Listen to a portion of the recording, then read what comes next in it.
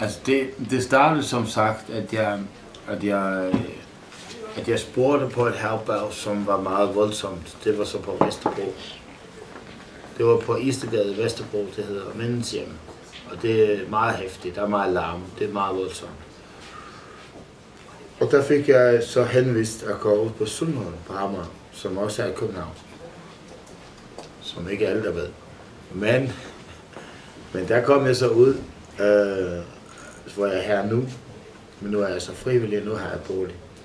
Så kom jeg ind på et sted, hvor der er mange madrasser, og hvor det dufter af sur strøm på.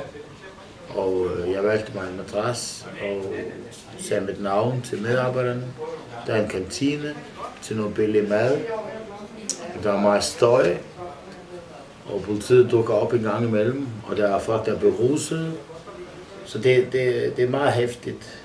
Og der skulle man så forestille sig, at man skulle